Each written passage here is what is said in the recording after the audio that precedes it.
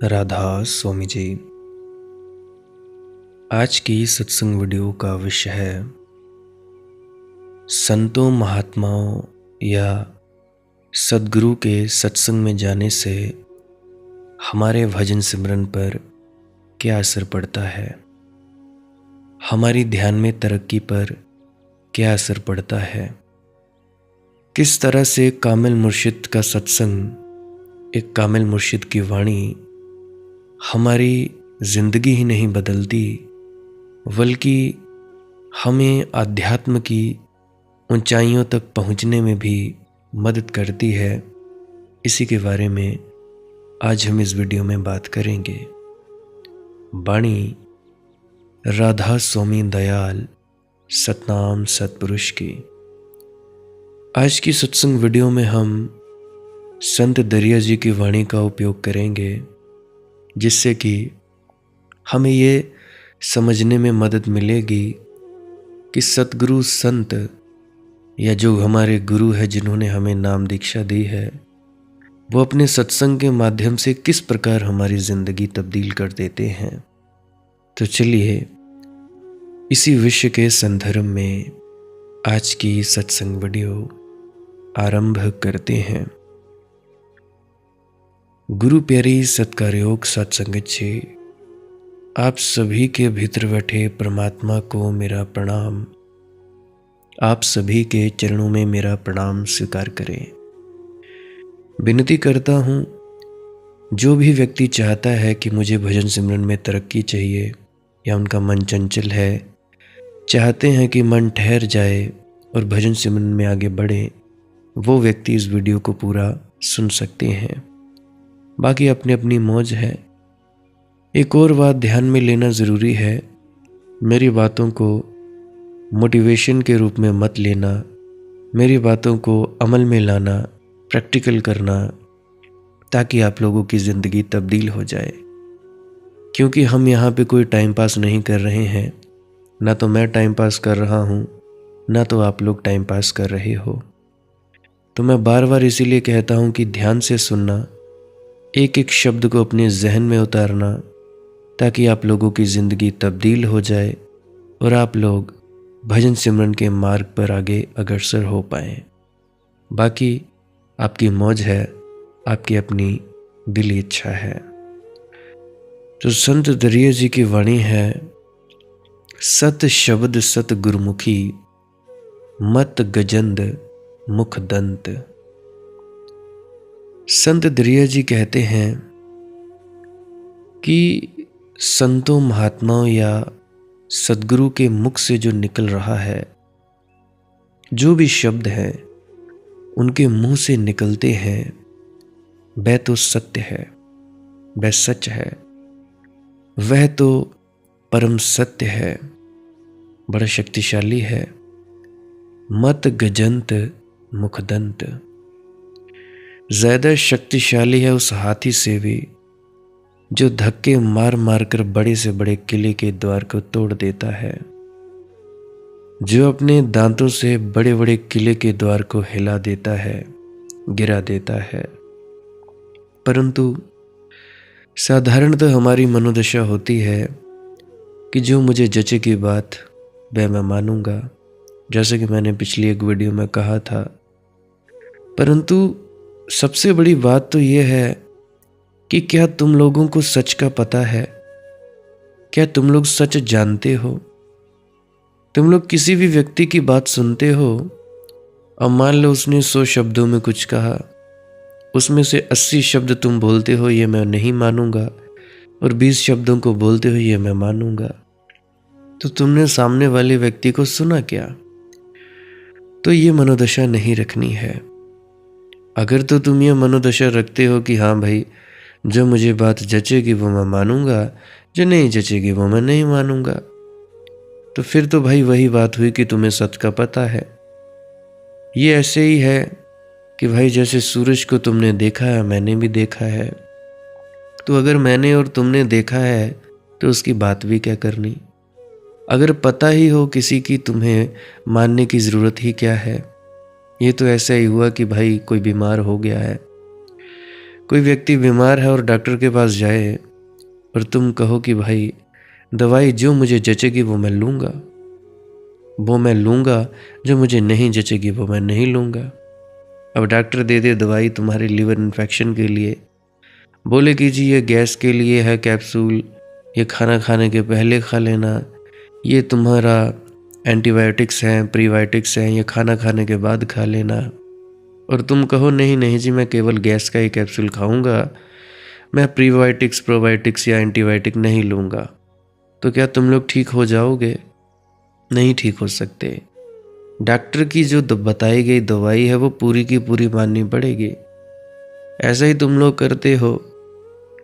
गुरु कहता है कि जी भाई शुरू में जाप का सहारा लो। कोई भी किसी भी प्रकार का जाप है, चाहे अपना ही नाम जपते रहो, मनदीप मनदीप भी जपते रहो, तब भी बात बन जाएगी। परंतु असल बात उससे बात शुरू होती है, क्योंकि जाप तो केवल एकाग्रता के लिए है। दिन में 70 से 80 हज़ार विचार चलते हैं और उन विचारों को छोड़कर एक विचार अंदर डाला जाता है। कोई भी जाप है, उदाहरण के लिए ओम भूर्भुवस्वः तत्सवितुर्वरेण्यं भर्गो देवस्य धीमहि धियो यो नः प्रचोदयात्। एक जाप है, ये चलता रहेगा। तो इस एक जाप को छोड़ना आसान है, बल्कि 70 हज़ार विचारों को। अब जब ये अंदर में एकाग्रता के लिए जाप तुम कर लिया, 5 मिनट हो गए जी, असली बात उसके बाद शुरू होती है अनहद नाद की या शब्द धुन की। मैं कईयों को देखता हूँ, बुजुर्गों को, कभी क्या हमेशा ही मुझे उन पर तरस आता है। क्यों आता है? क्योंकि 40 साल हो गए जी, 35 साल हो गए, वे केवल जाप ही जाप करते हैं। कहते जी हम सुमिरन तो करते हैं, बनता कुछ नहीं। परंतु उनको यह पता नहीं कि भाई वो आधी अधूरी दवाई खा रहे हैं। गैस की गोली तो खा रहे हैं, एंटीबायोटिक और प्रीबायोटिक खा नहीं रहे हैं। तो लीवर इन्फेक्शन ठीक होगा तो होगा कैसे भैया? पूरी दवाई तो लेनी पड़ेगी। आधी दवाई गुरु की सुन लीजिए, जाप करो जी, उठते बैठते फलां ढिकां जो भी तुम करते हो। इस बात की तरफ तो तुमने गौर ही नहीं किया कि भाई धुन में भी बैठना है। धुन सुनकर मन समझाई, और तुम लोग दूसरों से लड़ने झगड़ने लगते हो। मेरा गुरु बड़ा, तेरा छोटा, मेरा फला, मैं ढिका, मैं राधा स्वामी तो गैर राधा स्वामी। जात पात में पड़े हुए हैं यहाँ लोग कि भाई हम ब्राह्मण हैं, तुम शूद्र हो, हम अपनी बेटे या बेटी की शादी ब्राह्मणों में ही करेंगे, समाज क्या कहेगा? अरे कैसा समाज, कैसा घटिया समाज। तुम बीमार हो जाओगे तो तुम्हारी बेटे तुम्हें रोटी या कपड़ा देंगे या तुम्हारा यह घटिया समाज देगा? मुझे बताओ, क्या तुम्हारे समाज ने तुम्हारी कभी मदद की? और समाज कोई व्यक्ति है? जरा लाओ तो मेरे सामने, मैं देखूं कौन है, क्या है समाज। समाज क्या कहेगा जी? 4 लोग क्या कहें जी? अगर हमने ऐसे छोटे कुल में शूद्र के यहाँ पे अपने बेटे की या बेटी की शादी करवा दी तो क्या कहेंगे लोग? अरे भाई, जब तुम्हारी हड्डी टूटी होगी ना टांग की, तो तुम्हारा ही बेटा या बेटी तुम्हें पानी पूछने आएगा। ये समाज के 4 लोग 2 दिन आएंगे, 3 दिन आएंगे, फिर चले जाएंगे। कोई साथ नहीं देता।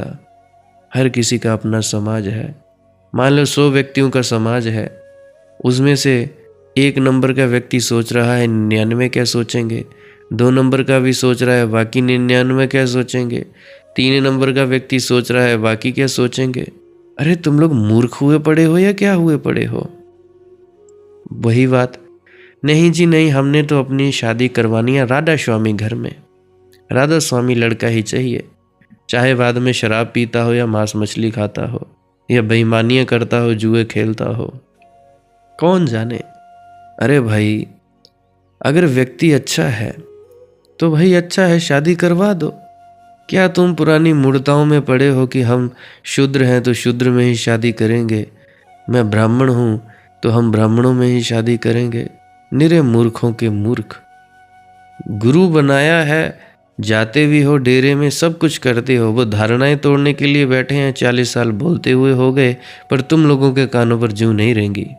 नहीं जी नहीं, अपनी बिरादरी का ही होना चाहिए लड़का, या अपनी बिरादरी की लड़की होनी चाहिए, तब बढ़िया। क्या बकवास की बातें करते हो? मैं शूद्र घर में पैदा हुआ था, जिसको तुम हरिजन कहते हो या चमार जाति कहते हो। तो मेरी शादी हुई, हालांकि बिरादरी एक ही है मेरी पत्नी की। तो मेरी आदत है कि मैं लाल चंदन का टीका लगाया करता हूँ अपने माथे के बीच में। तो जब मैं चला गया अपने ससुराल, तो ससुराल में तो पता ही है कि हमारा जो जमाई है वो कैसा है, उनको सबको पता है, सब पूरे ससुराल में। फिर एक दिन इसकी मामी, जो मेरी वाइफ है, घरवाली है, पत्नी है, धर्म पत्नी मेरी, इसकी जो मामी है उसने मुझे देखा। तो वो बाद में इसे बताने लगी, पूछने लगी। पहले तो मुझे बताया नहीं, इसने मुझे बाद में बताया मेरी पत्नी में। तो उसने कहा कि तुझे ये ब्राह्मणों का लड़का ही मिला था, तुझे शर्म नहीं आई? तू अपनी बिरादरी के साथ शादी करती? तो मेरी पत्नी ज्योति कहने लगी, नहीं भाई, अपनी ही बिरादरी का है, इसका शौक है, ये कई कुछ करता है, ये शिव को भी सुन लेता है, ये कवालियाँ भी सुन लेता है, ये गुरबाणी भी सुन लेता है, ये हर कुछ करता है, जो इसे जो कह दे वे कर देता है। पर जहाँ इसकी बात ना बने वहाँ पे ये अड़ जाता है, जो से बात जंचती है तो जंचती है। तो मैं देखता हूँ लोगों में कितनी मूढ़ताएं हैं। मेरे साथ ऐसा हुआ, हालांकि पैदा मैं भी शूद्र परिवार में हुआ, मेरी पत्नी भी शूद्र परिवार में हुई, फिर भी लोग सोचते हैं। अभी एक और भी बात हुई थी, जो मेरा पिछला किराए का मकान था, बुआ जी का घर था, अब तो चलो छोड़ दिया, ज़्यादा ही तंग हो गया था मैं, तंग करते हटते ही नहीं थे, तो उनका मकान छोड़ दिया। तो वहाँ पे भी जब हम नए नए आए तो सामने ब्राह्मण परिवार जी, नाम के ही ब्राह्मण, नाम के ही शर्मा, बाकी बात तो कुछ थी नहीं, ब्रह्म जैसा कोई आचरण था नहीं। तो पास में ही सामने मैंने तुलसी रखी हुई थी। तो मेरी पत्नी से वो सामने जो किराएदार थी, वो स्त्री थी, कहने लगी, हम भी शर्मे ही हैं जी। तो मेरी पत्नी बोलने लगी, शर्मे? मैंने तो कुछ कहा ही नहीं, मैंने तो आपको बताया ही नहीं। कहने लगी, आपने भी तुलसी रखी है, हमने भी तुलसी रखी है। अब देखो भला, तुम लोग पहचान करते हो कि भाई माथे पर टीका हो, तुलसी रखी हो गए जी हिंदू परिवार वाले, हो गए जी शिव भक्त। अगर मस्जिद में जाता हो, अगर वहाँ पे दरगाहों पे जाता हो गए जी मुसलमान।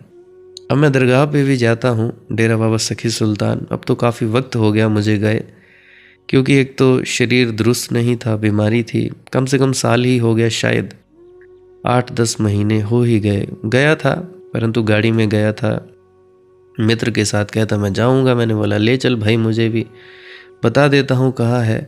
मैं वहाँ पे भी जाता हूँ, अब कई जगह है, मैं गुरुद्वारों में भी जाता हूँ, तरह तरह की जगह पे जाता हूँ। तो भाई अगर मैं सच बताऊँ ना, जाति से कोई शूद्र हो या ब्राह्मण हो, कोई फर्क नहीं पड़ता। तुम लोग सब पैदा शूद्र ही होते हो। शूद्र यानी चमड़े के व्यापारी ही पैदा होते हो।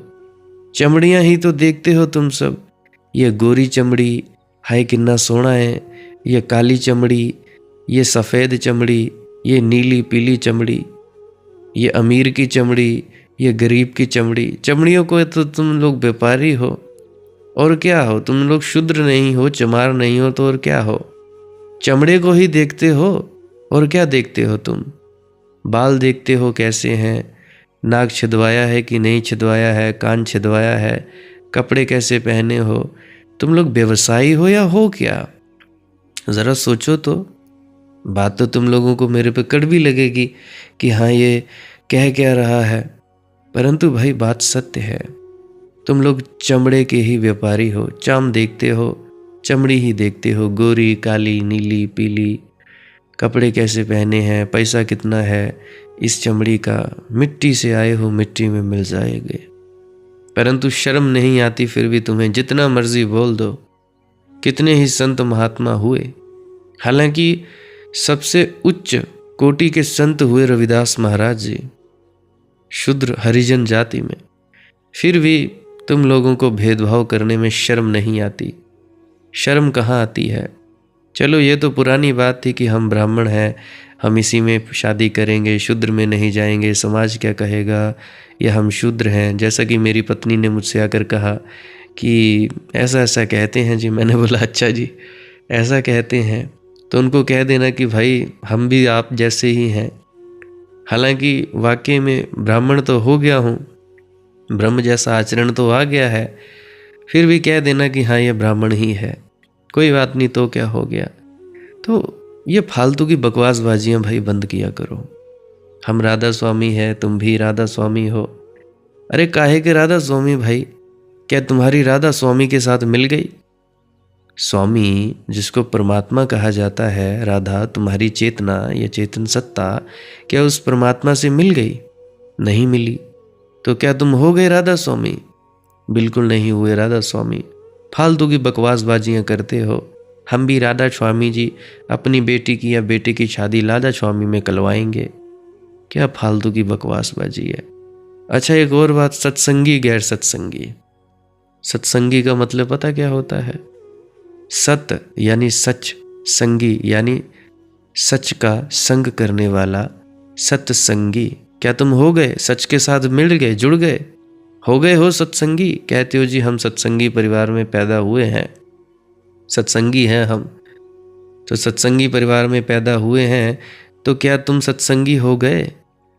अगर तुम सत्संग में जाने लगे, डेरे में जाने लगे, किसी भी डेरे में जाओ भाई, तुम लोग सत्संग सेंटरों में जाने लगे तो क्या तुम सत्संगी हो गए? दिल तो तुम्हारा साफ नहीं। दिल का हुजरा साफ कर जाना के आने के लिए, ध्यान गैरों का उठा उसके बिठाने के लिए। तुम्हारे दिल का हुजरा तो साफ नहीं है भाई, है ना वाणी? दिल का हुजरा साफ कर जाना के आने के लिए, ध्यान गैरों का उठा उसके बिठाने के लिए। दिल का हुजरा साफ कर। तुम्हारे हृदय ही शुद्ध नहीं है। क्या क्या कहूँ। अब कुछ हैं जो मेरे से बात भी करते हैं, सब कुछ है, फिर भी उनके हृदय शुद्ध नहीं। रोज मुझे सुनते हैं, फिर भी अक्ल नहीं आती, शर्म नहीं आती कि यह व्यक्ति कहता क्या है। ये इस जाति में पैदा होकर भी ब्राह्मण हो गया, ब्रह्म हो गया।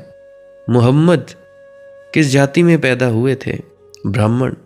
गुरु नानक ब्राह्मण, संत कबीर ब्राह्मण। ब्राह्मण यानी ब्रह्म जैसा आचरण। कहाँ में तुम बकवासों में पड़े हुए हो भैया। हमने यहीं शादी करवानी है जी, समाज क्या कहेगा। अरे भाई मैंने फिर कहा, जब तुम्हें प्यास लगी होती है तुम समाज से पानी मांगते हो या अपने बेटे या बेटी से मांगते हो? किस समाज की फिक्र करते हो? समाज जीने नहीं देता जी। अरे कौन सा समाज?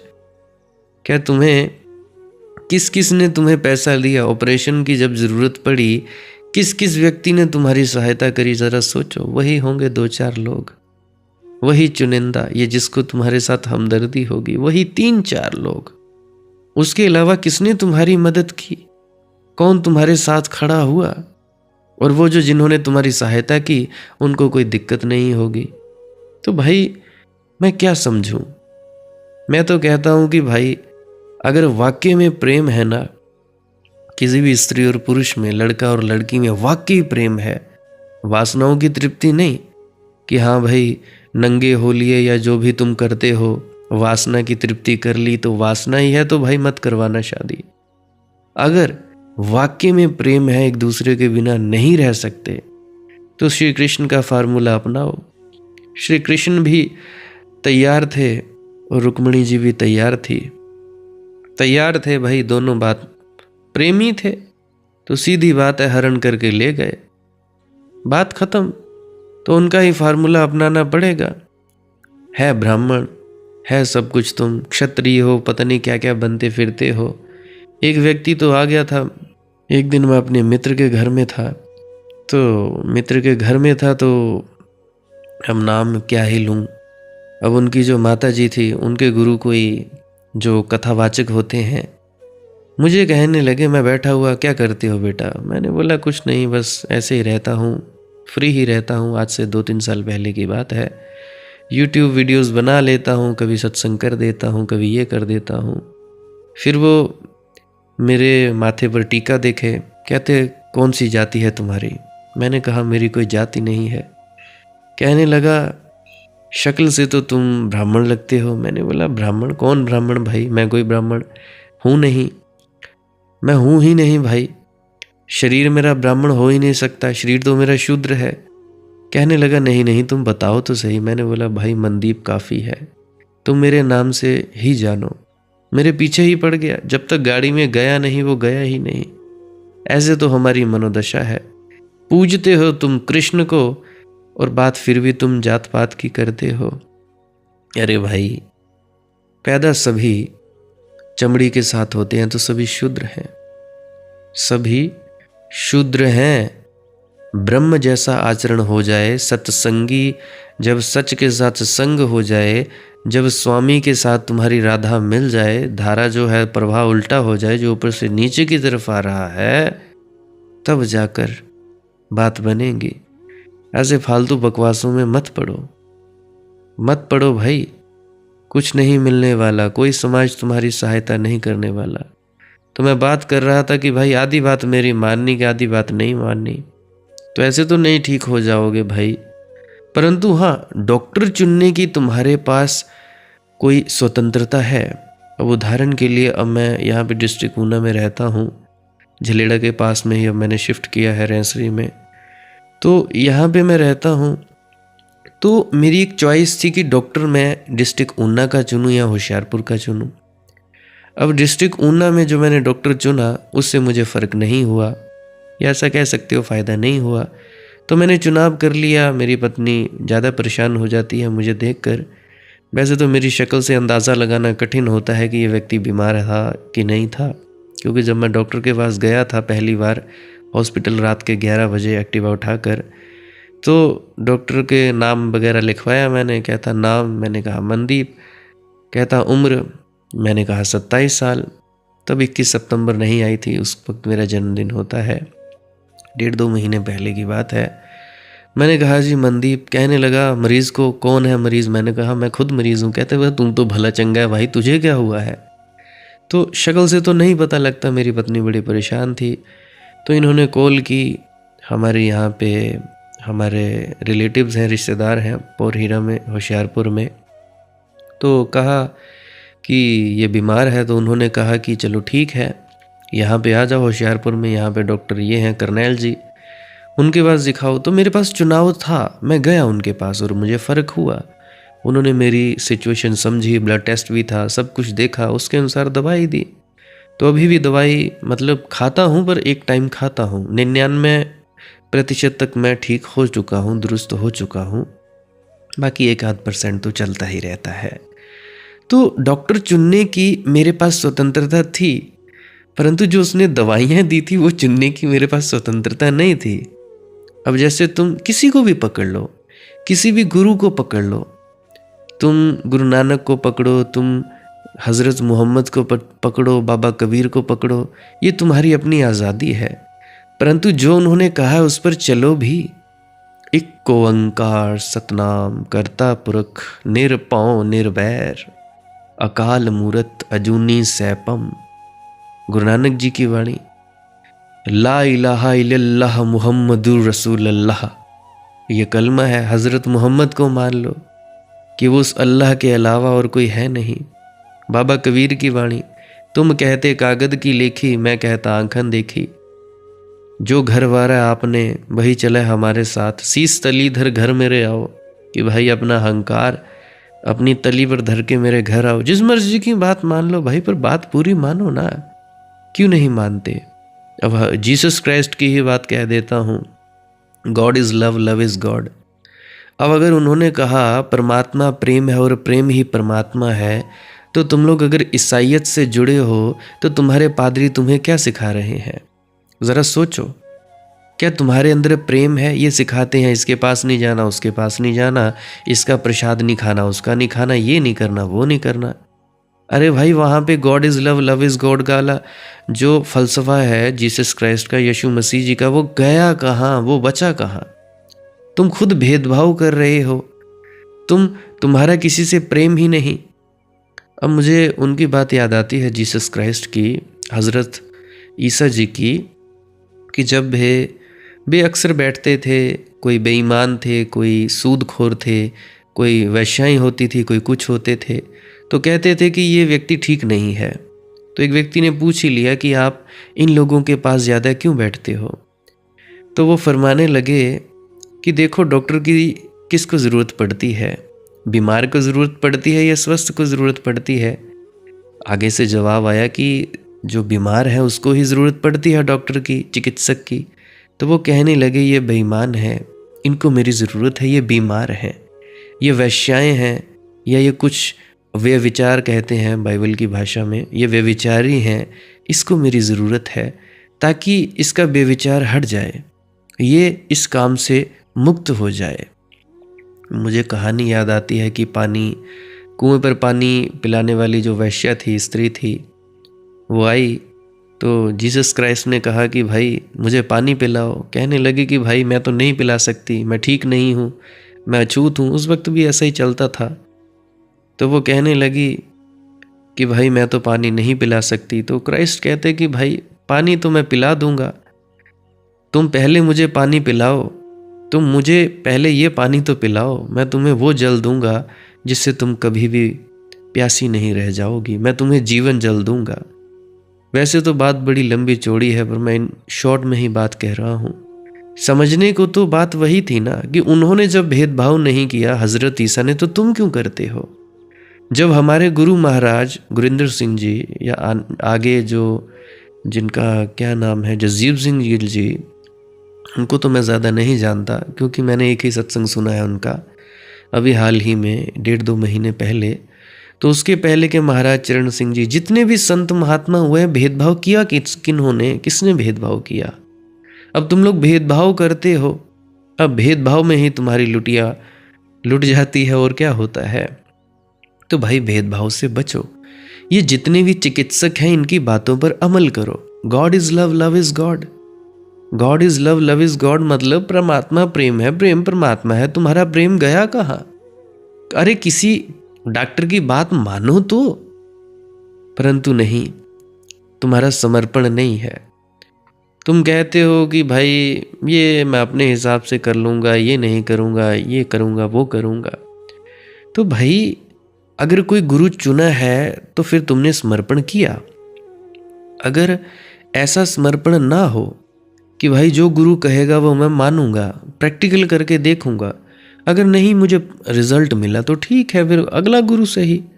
अब उदाहरण के लिए, अब मुझे यहाँ के डॉक्टर से पूरी तरह से इलाज नहीं मिला तो मैंने डॉक्टर बदल दिया, सीधी सी बात है। जो मुझे रिजल्ट मिलना चाहिए था वो मुझे नहीं मिला। हालांकि शुरू में रिजल्ट मिला, वो थोड़ी अपनी गलती के कारण ही मेरा हाजमा खराब हो गया, मैंने खाली पेट ही दवाई खा ली, चल तो ठीक रहा था।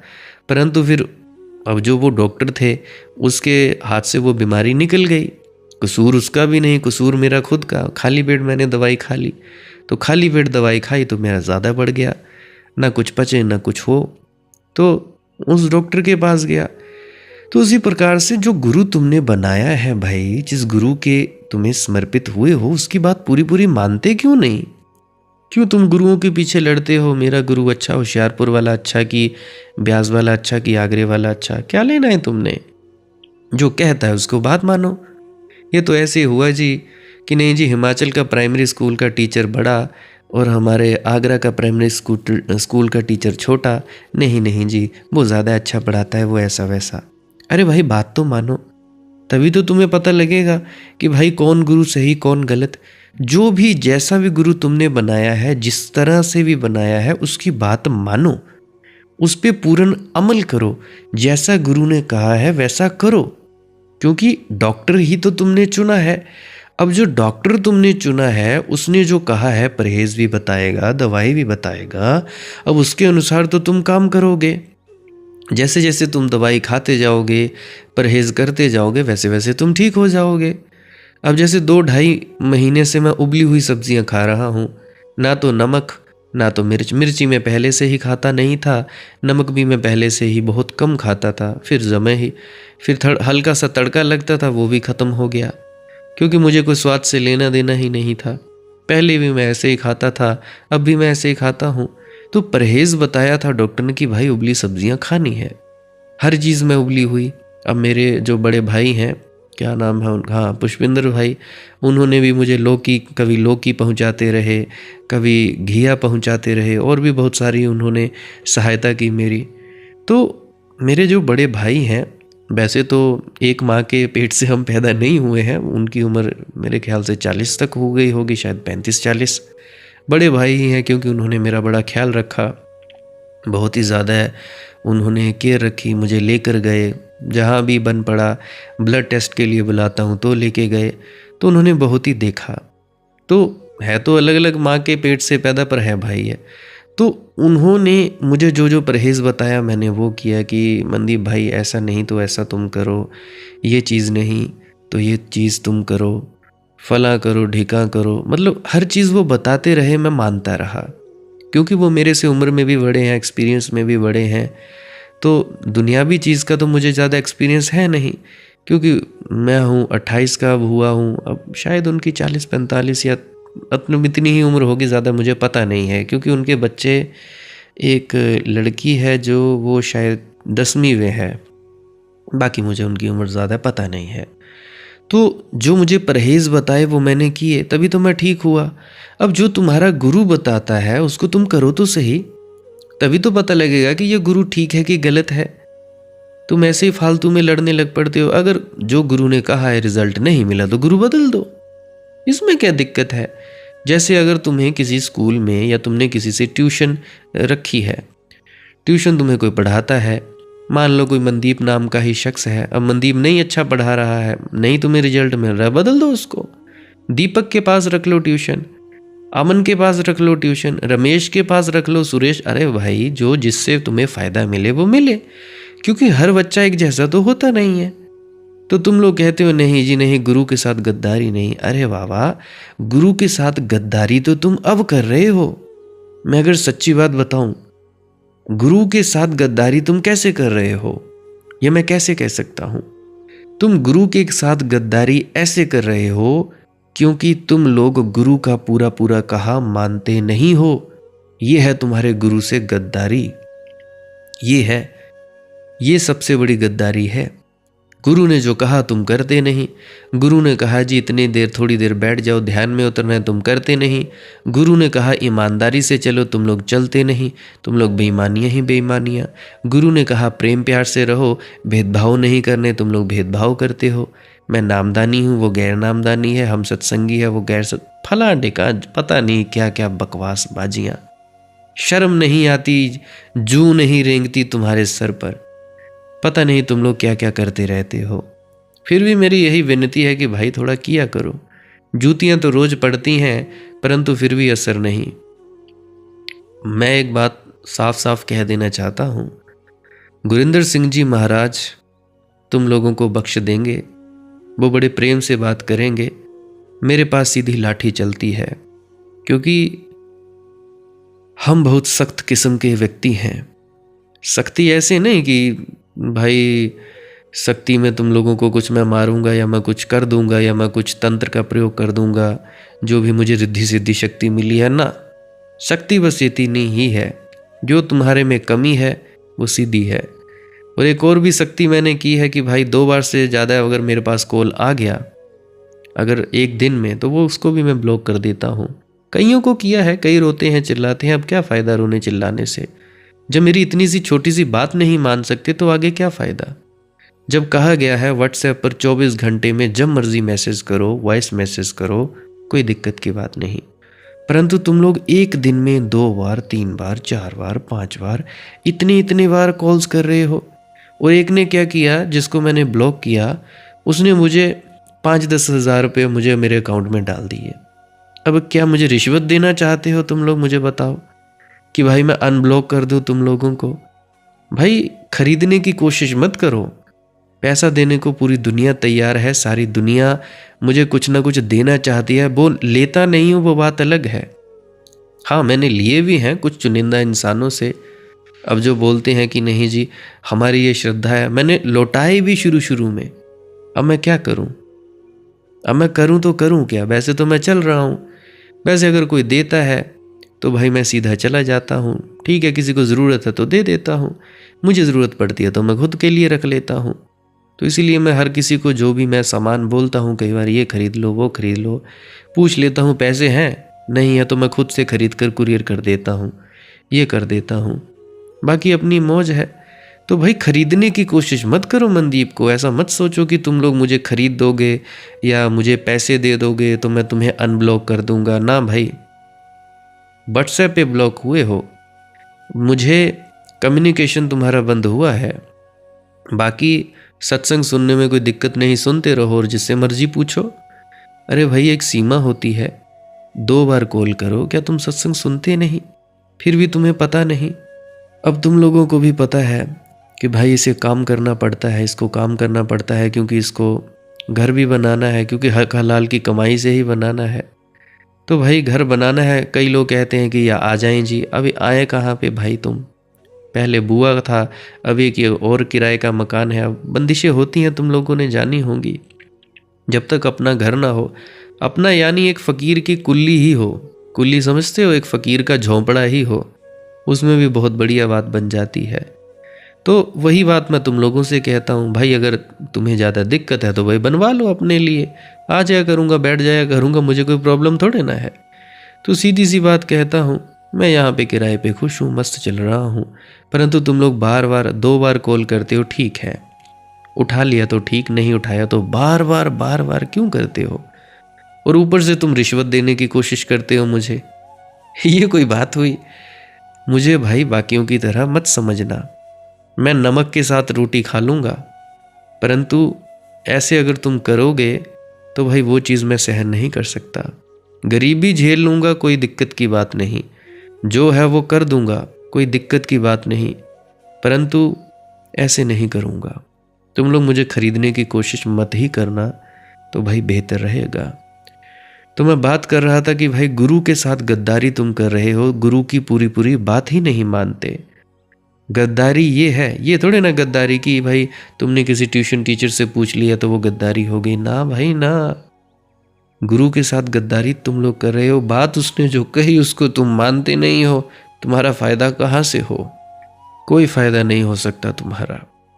सबसे पहले गुरु की बात जो कही है उसको परखो, जांचो कि गुरु ने जो कहा है। अब मान लो गुरु ने बोल दिया जी मिट्टी का खड्डा खोदो, उसमें एक बीज लगाओ, चाहे बीज आम का लगा दो जी।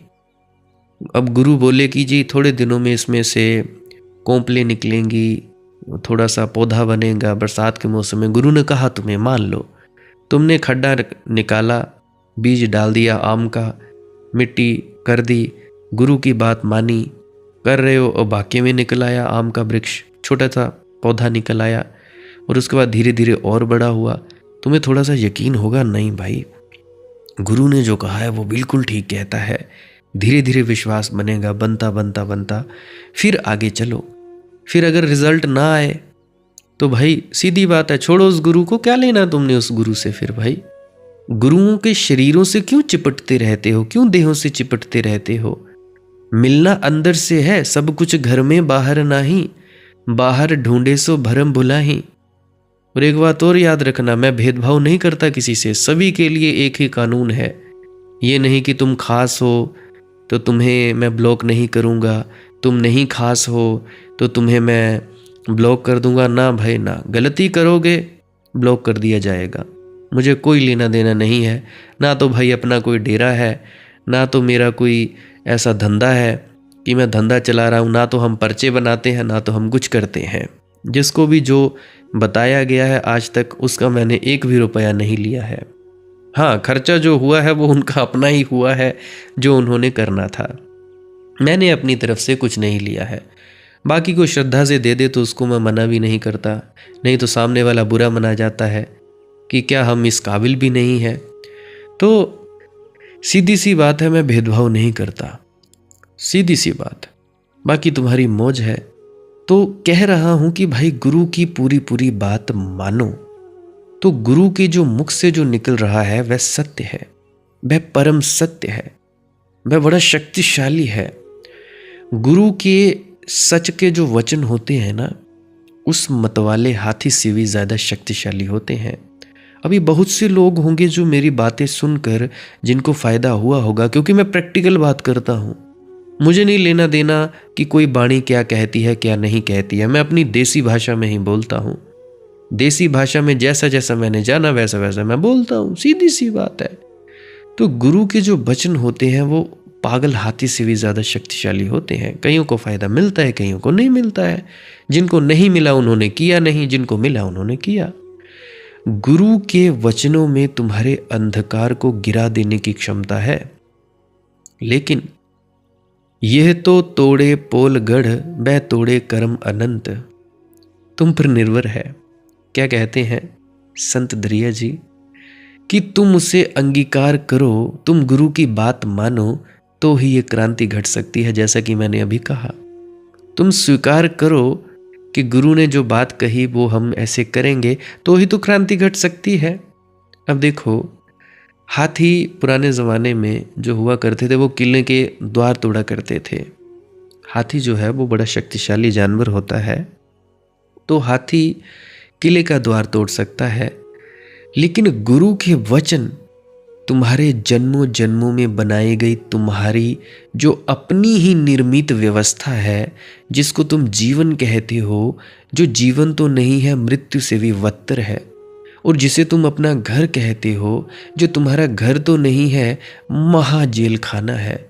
जो किला तुमने अपने चारों तरफ खड़ा कर लिया है अहंकार का, जिसमें तुम खुद ही फंस गए हो और दुखी हो रहे हो और पीड़ित हो रहे हो, तड़फ रहे हो। जो जाल तुमने अपने चारों तरफ रच लिया है और खुद ही जिसमें तुम उलझ गए हो। मस्त हाथी तो केवल किले का द्वार तोड़ सकेगा, लेकिन गुरु की मस्ती और भी गहरी है। वह परमात्मा के रस को पीकर मस्त हुआ है। वह तुम्हारे इन सभी बंधनों को तोड़ देता है। गुरु मिले जो बंधन काटे, गुरु मिले जो बंधन काटे। बंधन कैसे काटता है? सत्संग के जरिए। अगर सत्संग करेगा तभी तो तुम्हारी भजन सिमरन में तरक्की होगी।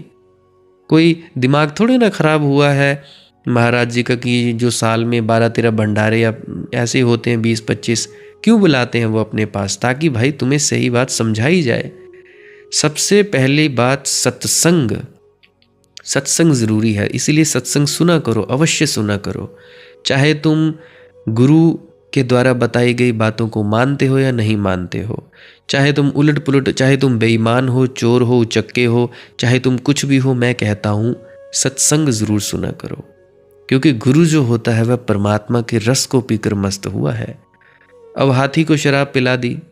जब हाथी से कोई दरवाज़ा तोड़वाना हो किले का तो उसको शराब पिलानी पड़ती थी। बिना शराब पिए तो वह किले के दरवाजे पर चोट नहीं करता। तो ये तो पागल मस्ती में ही कर पाएगा ना, नहीं तो सोचेगा 1000 बार, शंका उठेगी, विचार करेगा। और फिर ऐसे ही थोड़ा होता है किले का दरवाज़ा। पुराने समय में तुमने देखा होगा, रामायण देखना या पुराने समय की जो भी चीज़ें देखना वीडियोज़ में। हमारे यहाँ कांगड़े का किला है, कांगड़ा फोर्ट किला है, वहाँ पे देखने आना। बहुत बड़ा दरवाज़ा है। तो किले के दरवाजे पर भाले लगे होते हैं, उसमें सिर मारना, भालों से चुभने की तैयारी चाहिए। हाथी डरेगा तो उसे पहले शराब पिला देते। शराब पीकर मस्त हो जाता तो वह फिर फिक्र नहीं करता, ना भालों की ना खतरों की, जूझ जाता। तो सदगुरु परमात्मा की शराब पिए है, इसलिए तुमसे जूझता है, नहीं तो तुमसे जूझेगा भी नहीं। क्योंकि तुम्हारा किला खूब प्राचीन है और बड़े भाले लगे हुए हैं, कांटे लगे हुए हैं, तुमने करंट भी लगा रखा है, कंडा तार लगा रखी है, और तुमसे टकराना सिर्फ मस्तों के लिए संभव है। जिनका गणित ही छूट गया है, जिन्होंने हिसाब किताब छोड़ दिया है, तर्क छोड़ दिया है, ऐसी मस्ती में जो डूबे हैं, वही तुमसे टकराएंगे, वही तुम्हें तोड़ पाएंगे। किसी मस्त का सानिध्य मिल जाए तो सौभाग्य, क्योंकि मस्त की ही सहायता से तुम बाहर निकल पाओगे, अन्यथा तुम निकलने वाले नहीं हो।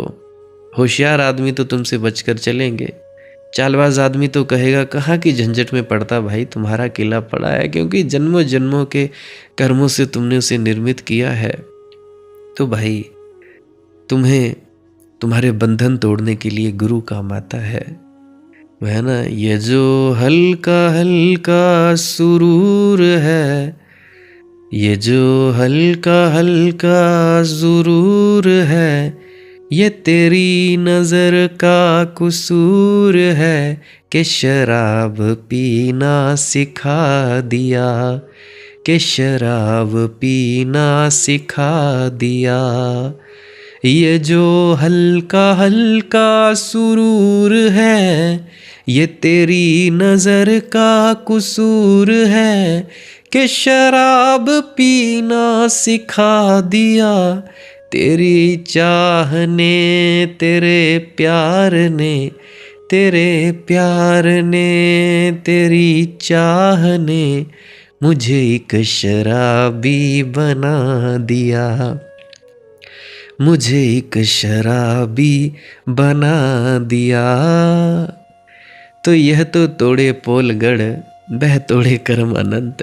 गुरु जूझ जाता है, मगर जूझता तभी है जब उसके पास सच हो। दांत रहे हस्ती बिना पोल न टूटे कोई। अब हाथी के दांत होते हैं, हाथी दांत से टूट जाता था किले का दरवाजा। लेकिन इससे ये मत सोचना कि अकेले हाथी दांत को लेकर गए तो किले का दरवाजा खोल दोगे। पुराने किलों की बात कह रहा हूं। हाथी चाहिए पीछे, नहीं तो हाथी दांत लेकर पहुंच गए किले के दरवाजे को ठोकरे मारने, तो उससे कुछ भी खुलेगा नहीं। दांत रहे हस्ती बिना पोल न टूटे कोई, फिर कोई दरवाजा ना खुलेगा, ना कोई किले की दीवार टूटेगी। अकेले दांत की जो स्थिति होगी वह क्या होगी? क्या घर घर है कामिनी।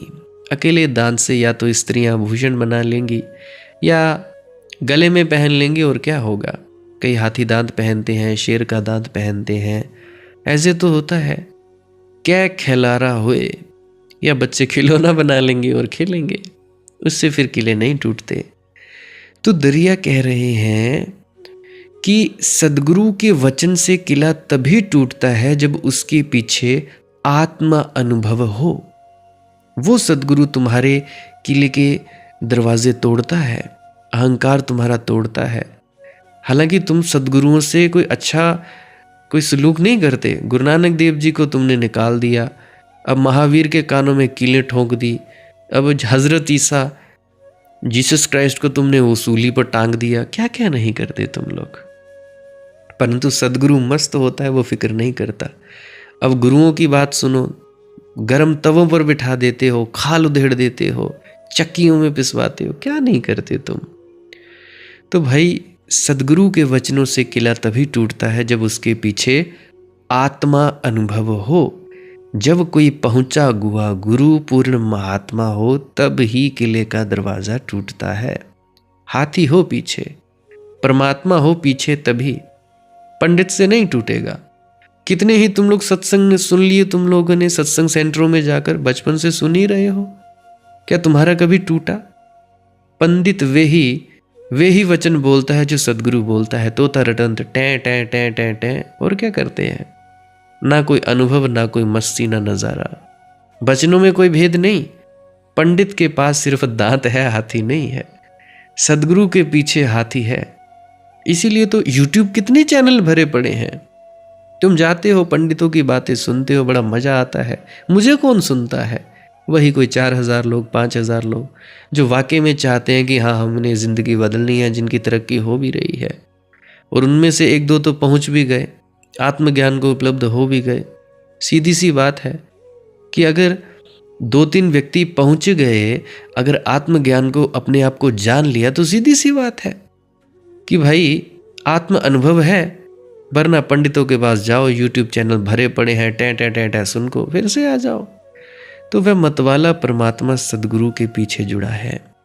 उसने अपने को परमात्मा से जोड़ लिया है, अब वह अकेला नहीं है। मैंने सुना है एक ईसाई फकीर औरत थेरेसा चर्च बनाना चाहती थी। थेरेसा था उसका नाम। तो उसने सारे गांव को इकट्ठा किया। उसने कहा कि जी एक चर्च बनाना है, जीसस का बड़े से बड़ा चर्च इस गांव में बनाना है। लोग हंसने लगे। उन्होंने कहा हम गरीब आदमी हैं, चर्च बनेगा तो बनेगा कैसे? तुझे कोई खजाना मिल गया है क्या थेरेसा, जो चर्च बनाएगी? उसने कहा हाँ खजाना तो मुझे मिल गया है, ये देखो। तो उसने अपनी जेब से पैसे निकाले, पैसे थे 2 पैसे, पुराने ज़माने की बात। लोग हंसने लगे। उन्होंने कहा, हमें सदा से ही शक था कि तेरा दिमाग खराब है, अब तो बिल्कुल पागल हो गई है, अब तो यकीन हो गया है। 2 पैसे थे दुनिया का सबसे बड़ा चर्च बनाना है? उसने कहा, तुम्हें 2 पैसे ही दिखाई पड़ते हैं और पीछे परमात्मा जो मेरे साथ है वह तुम्हें दिखाई नहीं पड़ता। 2 पैसे शुरू करने के लिए काफ़ी हैं भाई, फिर बाकी परमात्मा तो है ही, वह फिक्र कर लेगा। लोग तो हंसे, लेकिन चर्च बना और दुनिया का बड़े से बड़ा चर्च आज वहाँ खड़ा है, 2 पैसे के बल पर बना। लेकिन थेरेसा ने जो बात कही बड़ी प्यारी कही कि सिर्फ तुम्हें 2 पैसे दिखाई पड़ते हैं, तुम्हें मेरे भीतर जो परमात्मा खड़ा है वह दिखाई नहीं पड़ता। मैं उस खजाने की बात कर रही हूँ। ये तो थेरेसा का संबंध हुआ 2 पैसे, ये तो थेरेसा की संपत्ति 2 पैसे, और फिर परमात्मा उसकी संपत्ति कितनी, तुम जरा सोचो, उसे जोड़ लो, चर्च बनेगा। कहते हैं अबू बकर ने हज़रत मोहम्मद के संस्मरणों में लिखा है कि दोनों भागते हुए दुश्मन से बचने के लिए गुफा में चले गए। दुश्मन पीछे आ रहे हैं। अबू बकर बहुत घबराया हुआ। घोड़ों की टाप टक टक टक तगड़क तगड़क सुनाई पड़ने लगी। टाप करीब आती जाती है। अबू बकर पसीना पसीना हो रहा है। मोहम्मद बड़े शांति से बैठे हैं। आखिर उसने कहा, आप शांत क्यों बैठे हैं?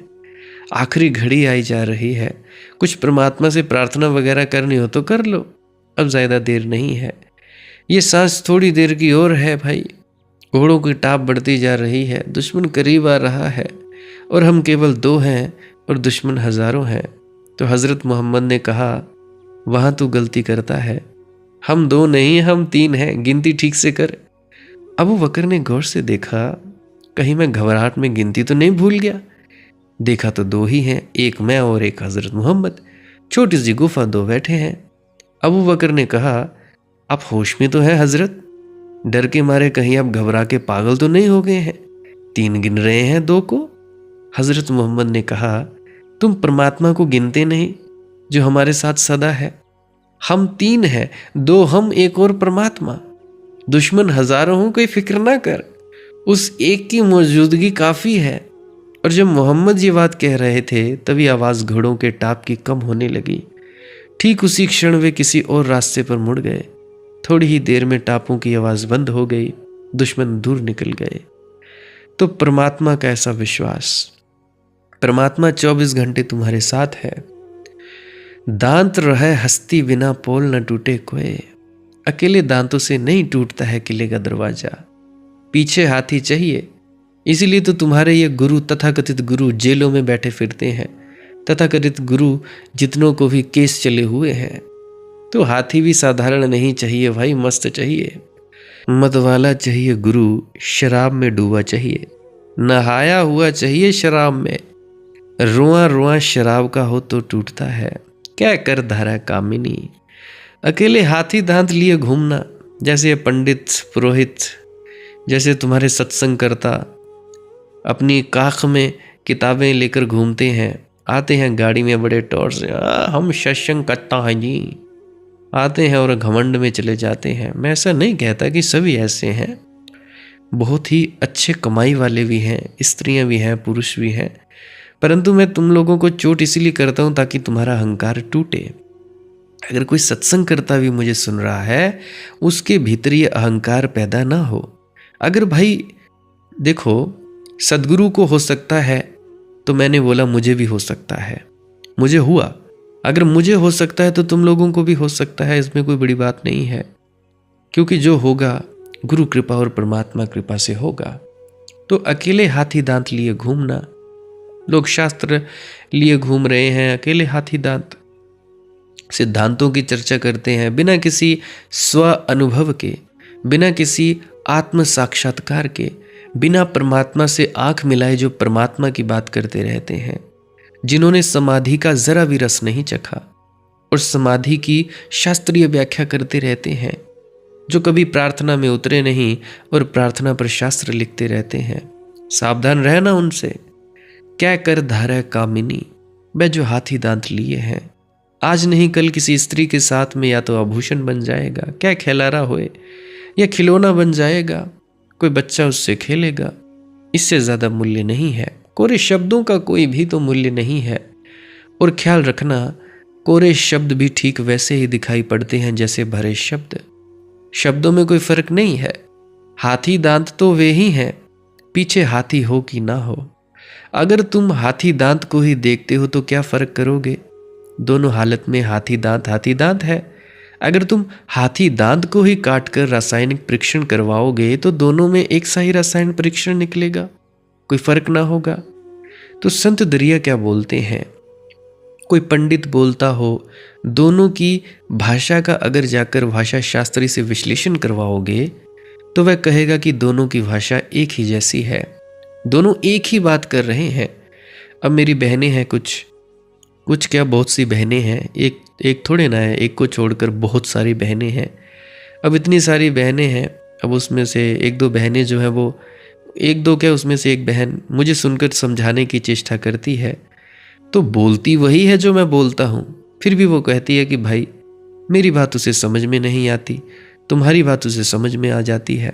तो बात वही है कि एक ही बातें कर रहे हैं, एक ही बात नहीं कर रहे हैं फिर भी, हालांकि एक जैसे ही शब्दों का उपयोग हो रहा है, बात बड़ी फर्क है, बात बड़ी फर्क की है, बड़ी भिन्न है। तुम तोते को रटवा दो तो तोता भी बोल देता है, मगर तोता जब कुछ बोलता है तो सिर्फ दांत, भीतर कोई हाथी नहीं है। तोते को पता ही नहीं कि अर्थ भी क्या है, तोता सिर्फ पुनरुक्त कर देता है, तोता सिर्फ नकल कर रहा है। तोते को हिंदू घर में होता तो लोग सिखा देते राम राम हरे कृष्णा, तो तोता राम राम हरे हरे कहने लगता है। इससे ये मत समझना कि वे तोता हिंदू हो गया। मुसलमान घर में पैदा होता तो अल्लाह अल्लाह कहता, ईसाई घर में होता तो कुछ और कहता, राधा स्वामी घर में पैदा होता तो राधा स्वामी कहता, जैसा कि मैं खुद उसी परिवार में पैदा हुआ हूँ। जैन घर में होता तो नमोकार मंत्र पढ़ता। ये तोता यही होता, ये तोते को कुछ लेना देना नहीं है। और दुख की बात तो ये है कि आदमियों में बहुत लोग तोतों की भांति हैं, पंडित तो बिल्कुल पोपट तोता। ये तुम्हारे सत्संग करता सब तोते, दांत ही भर उसके पास हैं, उसके दांतों से धोखे में मत आ जाना। तो संत दरिया कहते हैं, सदगुरु खोजो जहां मस्ती हो, जहां शब्दों में रसधार बह रही हो, जहां शब्दों के पीछे निशब्द खड़ा हो। और ऐसा गुरु मिल जाए तो निशंक भाव से उससे जुड़ जाना, तो फिर निष्कपट भाव से उसके साथ एक हो जाना, फिर हिम्मत कर लेना, फिर दुस्साहस कर लेना, फिर जोखिम उठा लेना। जोखिमों का धंधा है धर्म, जुआरियों का धंधा है धर्म। ये कमजोरों का हिसाब किताब लगाने वालों का, दुकानदारों का नहीं है। जो दो दो कौड़ी का हिसाब रखते हैं वे कभी धार्मिक नहीं हो पाते। जो छलांग लगाने को राजी हैं, जो कहते हैं ठीक है या तो इस पार या उस पार, केवल उनका है परमात्मा। तो इसीलिए भाई गुरु के शब्दों को सुनकर उनकर गुणों, उन पर अमल करो, तब जाकर तुम्हें रिजल्ट मिलेगा जो तुम्हें चाहिए। इस तरह से तुम्हारा बेनिफिट होगा। नहीं तो बाकी तुम्हारी मौज है, तुम्हारी जैसी इच्छा वैसे करते जाओ, मुझे क्या है, हम तो मस्त हैं। बाबा तो रहते मस्ती में, आग लगे चाहे बस्ती में। बस्ती यानी मेरे चाहे शरीर में आग लग जाए, कोई लेना देना ही नहीं है। तो भाई आज के लिए बस इतना ही। किसी का कोई प्रश्न है तो मुझे व्हाट्सएप मैसेज कर सकता है 9882558872 98 825 ये मेरा व्हाट्सएप है। वॉइस मैसेज करें, सिंपल मैसेज करें, 24 घंटे जब भी मैसेज करें कोई फ़र्क नहीं पड़ता, क्योंकि व्हाट्सएप की मैंने नोटिफिकेशन बंद कर रखी हैं। जब मैं वक्त फ्री होता है तो मैं देख कर रिप्लाई कर दिया करता हूँ। और कॉलिंग का टाइम रहेगा सर्दियों में 2 बजे से लेकर 5 बजे तक, और कॉल 2 बार ही की जाए। अगर उठा ली तो ठीक, नहीं उठा ली तो 2 से तीसरी बार मत करना, नहीं तो फिर कम्युनिकेशन भी टूट जाएगा, क्या बात होगी। फिर व्हाट्सएप पे मैसेज करोगे मुझे तो सीधी सी बात है। तो इसीलिए विनती है हाथ जोड़कर, क्योंकि मैं भी गृहस्थ आदमी हूँ भाई, काम करना पड़ता है। आप लोगों की तरह ही हूँ, मुझे कोई सींग नहीं उग गए हैं कि भाई कोई सींग लग गए हैं। आप लोगों जैसा ही हूँ, फिर भी मैं कोशिश करता हूँ कि तुम लोगों की सहायता जितनी ज़्यादा से ज़्यादा हो सके तो हो जाए। और एक बात और याद रखना, वक्त बर्बाद नहीं करना। ये नहीं कि टाइम पास करने के लिए तुम परमात्मा की आड़ में कोई दुनियावी समस्या लेकर आ गए जी, मेरी बेटी का ये फलाना नहीं होता, ये नहीं होता। हाँ, मैं सल्यूशन दे सकता हूँ, परंतु पहले अपना तो पूरा करो, पहले खुद तो ठीक हो जाओ। पहले अपनी बीमारी तो ठीक करो, दूसरे की बीमारी लेके चले आते हो, खुद का तो देखो। तो भाई यही बात है। बाकी कमेंट सेक्शन में भी प्रश्न पूछ सकते हो, बाकी आपकी मौज है, जैसा आपको ठीक लगे शेयर कर सकते हो वीडियो को। बाकी अगर नहीं समझ में आया तो बार बार सुना करो, फिर भी नहीं समझ में आया तो कम से कम ऊर्जा तो इकट्ठी होगी ही। बाकी तुम्हारी मर्जी है। और भजन सिमरन क्या है, शब्द धुन क्या है और सांस्क्रिया क्या है, इसके बारे में अभी मैं वो क्लिप लगाए दे रहा हूँ, कृपया उसको ज़रूर सुनिएगा। उसको सुनकर आपको थोड़ी और बातें क्लियर होंगी कि जो नामदान के वक्त बताया जाता है वो क्या है। भजन सिमरन क्या है? भजन और सिमरन दो अंग हैं। सिमरन है कुछ शब्दों का जाप करना जो आपको आपके सदगुरु द्वारा बताए जाते हैं। कोई भी जाप हो सकता है, कोई भी शब्द हो सकते हैं। करना क्या है, किसी कमरे में बैठ जाइए, या रात को बैठ सकते हैं, सुबह बैठ सकते हैं, या जब भी आपको फुर्सत के लम्हे मिले बैठ सकते हैं। तो जब बैठें तो शरीर को बिना हिलाए डुलाए बैठना है। जो बैठ नहीं सकता तो वो लेट जाए, जो चौकड़ी नहीं मार सकता वो टांगे सीधी कर ले।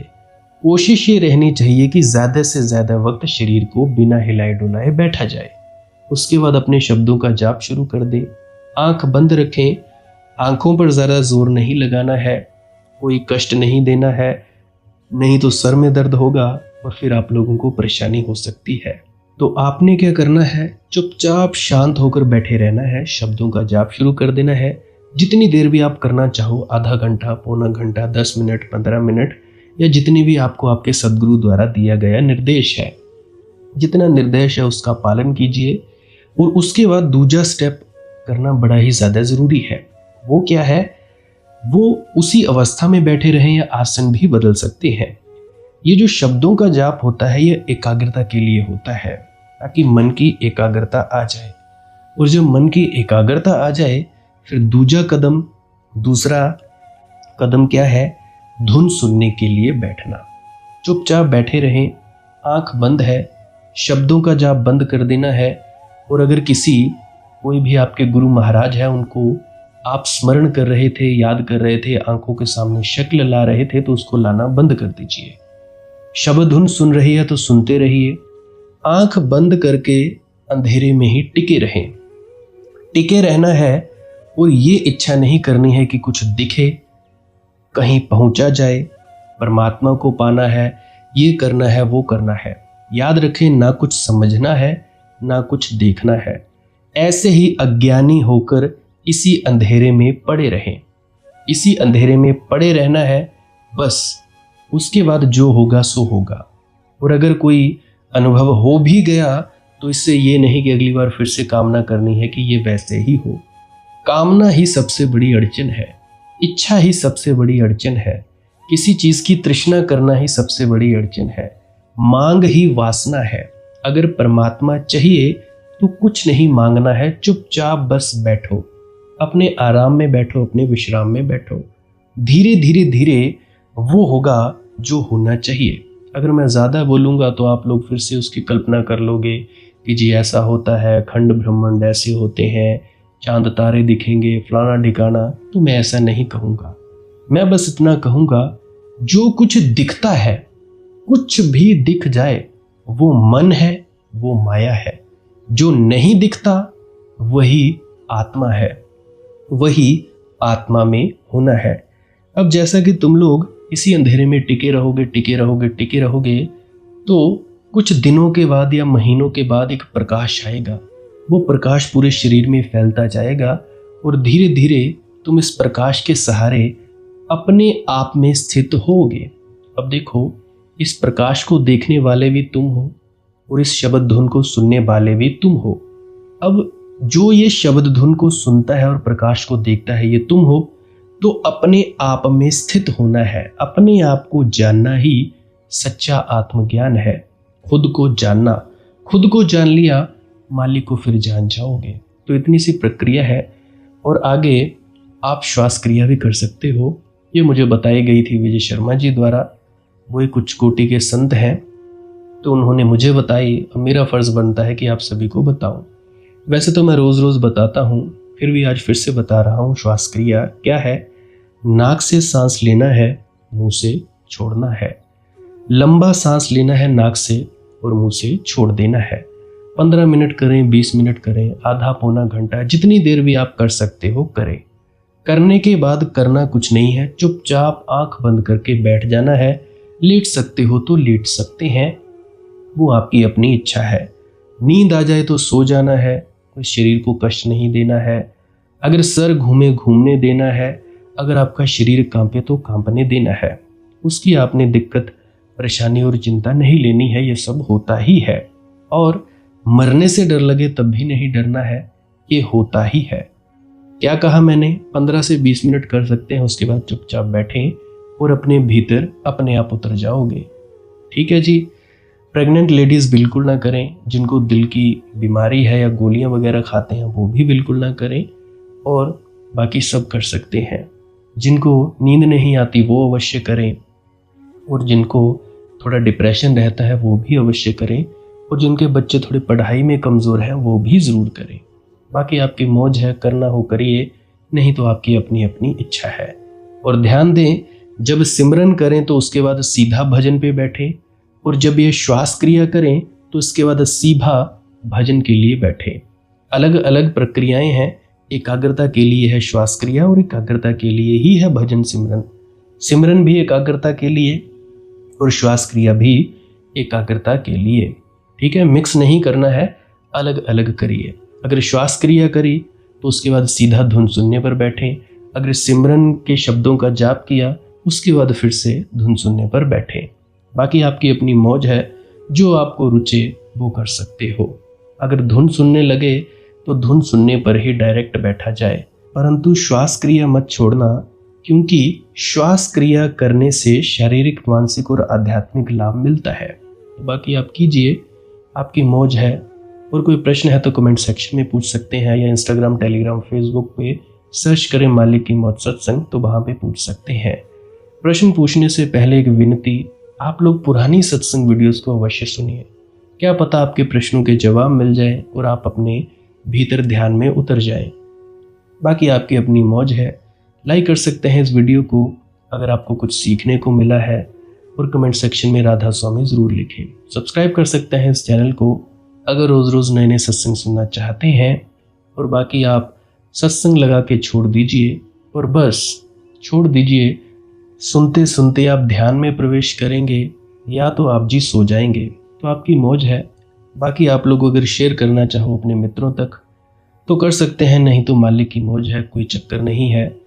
आप मुझे इतने अंत तक सुनते हो, इतने अंत तक सुनने के लिए आपका बहुत बहुत शुक्रिया, बहुत बहुत धन्यवाद। और मुबारक हो आप लोगों ने जो आनंद प्राप्त किया। अब मैं अपने गुरु महाराज को प्रणाम करता हूँ।